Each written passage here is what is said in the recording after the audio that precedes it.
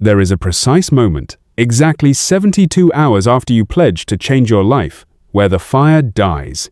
You know this feeling intimately. It is the cold ash in your mouth on a Wednesday morning after the manic inspiration of a Sunday night. You believe this is a failure of your spirit, a defect in your character, or a lack of discipline. You are wrong. This collapse is not a flaw. It is a calculated biological program designed to keep you safe, stagnant, and alive.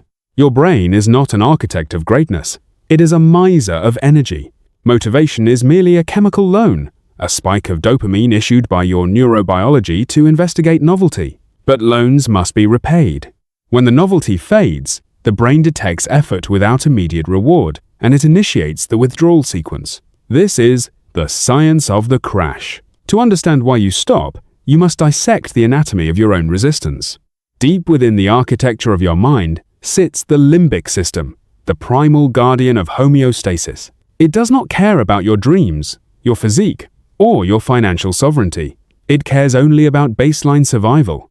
When you introduce a new variable, a workout routine, a business venture, a study habit, the limbic system tags it as a threat. This is what neuroscientists call limbic friction. For the first 3 days, the prefrontal cortex, the logical commander, overpowers this friction with the sheer force of novelty. But logic is expensive fuel. By day 4, the novelty evaporates, and the limbic system reasserts control, flooding your body with cortisol and fatigue. You feel heavy. You feel irrational resistance. This is not you giving up. This is your biology trying to save you from the energy cost of evolution. There is a darker psychological mechanism at play here, one rooted in your own narcissism. You are addicted to the fantasy self. When you visualize the result, the money, the admiration, the power, your brain releases dopamine as if you have already achieved it. You get the reward without paying the price. This is mental masturbation. The moment you begin the actual work, the fantasy collapses. The work is boring. The work is painful. The work contradicts the instant gratification you received from the visualization. This cognitive dissonance creates a chasm between who you think you are and what you are willing to do. Most men choose to retreat into the fantasy rather than cross the chasm of reality.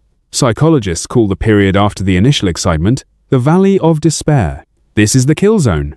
This is where 99% of the population dies. You must reframe this valley not as a barrier, but as a filter. If it were easy, the market value of success would be 0. The pain you feel on day 4 is the mechanism that ensures the prize remains exclusive. When you lose motivation, you have not hit a wall. You have hit the entry fee. The amateur waits for the feeling to return. The sovereign acts in spite of the void. So how do we assassinate the weakness of the flesh? We replace volatile emotions with absolute systems. Motivation is a feeling. Discipline is a structure. You must design your life so that failure becomes more difficult than success. This is the Machiavellian approach to self-governance. Do not trust your future self to feel like it. Your future self is a traitor. Bind him with rules, environments, and consequences that leave no room for negotiation. When the behavior becomes automated, the limbic friction disappears. You are hacking the biological code. There is a fuel more potent than inspiration, yet few dare to touch it. It is the shadow, anger, spite, the terror of mediocrity, the memory of humiliation. Modern psychology tells you to heal these things. I tell you to harness them. When positive motivation fails, and it always does, the shadow remains. Make a contract with your darkness. Visualize the person you hate becoming. See him clearly. Let the fear of that existence drive you when the hope of success cannot. This is not happiness. This is power. The ultimate goal is not to be motivated. The goal is to be inevitable. When you transcend the need for the feeling, you enter the realm of sovereignty. You do the work because it is who you are, not because of how you feel. The 3-day curse is broken not by intensity, but by identity. Kill the amateur who relies on dopamine. Birth the professional who relies on code. The motivation will die. Let it die.